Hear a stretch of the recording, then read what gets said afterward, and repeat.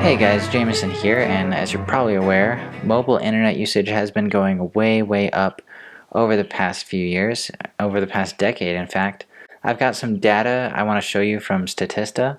One big example of this before we get into that, I don't know if you've heard of League of Legends, but I used to play a little bit back in the day, a little bit of League of Legends, but they're this huge desktop game company, and then all of a sudden, pretty recently, they just announced that they're releasing a mobile app version for that game, which I thought was not possible because it seemed like there were too many features to cram into a mobile device, but they managed to simplify it and the previews look pretty cool. Anyways, back to the topic at hand, I'll show you this first chart here. This is the smartphone penetration rate as a share of the population in the United States. Alright, and that's from 2010 to 2021. And what that's saying is that these people own at least one smartphone and they use that smartphone at least once per month.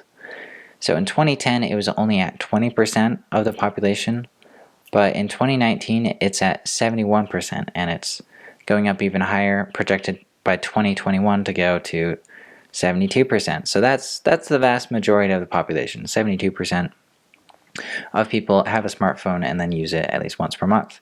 So people have smartphones and they use them. As is pretty clear if you ride any public transportation system, you constantly see people just on their phones. Like the entire bus will just be full of people on their phones, or if it's a train. Alright, the next chart I have for you is the number of app downloads from the Apple App Store from 2008 to 2017, and this is in billions. So back in 2010, it was only at around 4 billion, and you can see it's growing what seems like exponentially over here. And that's a pretty huge jump from 140 billion to 180 billion in 1 year. I don't really know what happened there, but that's insane. Alright, and the next chart I have for you is on the worldwide mobile app revenues from 2014 to 2023 in billions of US dollars. And it started out in 2014 at 97 billion, so quite a lot. And then the year after, it was multiplied by around 1.5, so it went from 100 billion to 150 billion, and it keeps doing that. This one seems to be a little bit more linear in fashion. And over here in the right hand side, it says the leading non-gaming app publishers based on revenue include Google, Tinder, and Pandora. So those are broadly in the categories of, let's say knowledge, dating, and music.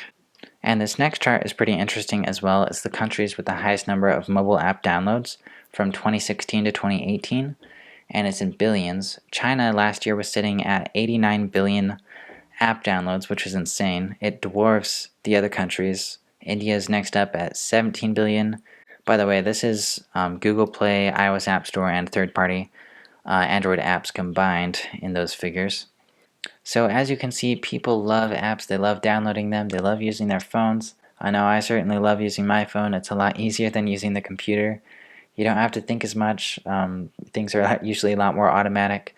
So I love that trend. I think it's great that the world is simplifying a lot of things. A lot of things will still need to be done on desktop computers, but one thing's for sure, if you're building any sort of product that is a software product, it'd be a wise choice to think about how it might work on a mobile device, because that's what the market is telling us that they want.